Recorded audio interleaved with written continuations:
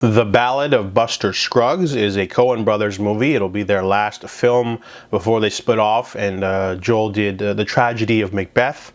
Now that I've watched this film, I've seen all their films. I've kept up over the years. I enjoy the Coen brothers, and I really love this movie. This movie, I didn't know what to expect. I knew it was a Western anthology, but I really liked how it was a love letter to the genre, essentially.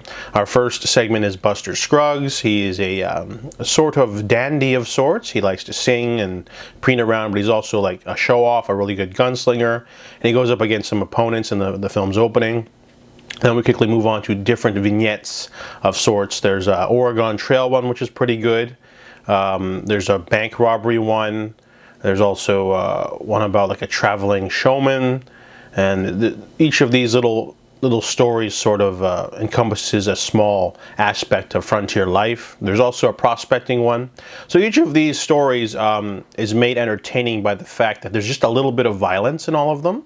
The movie's got that hard edge. Not for the traveling showman one. That one's kind of more thoughtful, but the rest of them do have some sort of element of like danger. So there's still a lot of risk, even though a lot of these characters, you know, they're only introduced for about 5 to 20 minutes.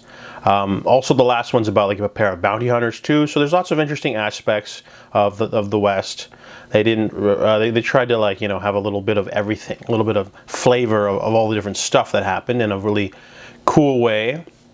And I enjoyed the harsh violence and the fun characters, and even though it's just a small snippet, some of them are obviously better than others. That's kind of like the whole thing about anthology films. There will be some stories that are better than others.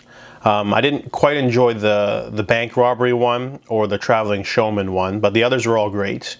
Really good performances from everyone too. Some smaller roles from some big players.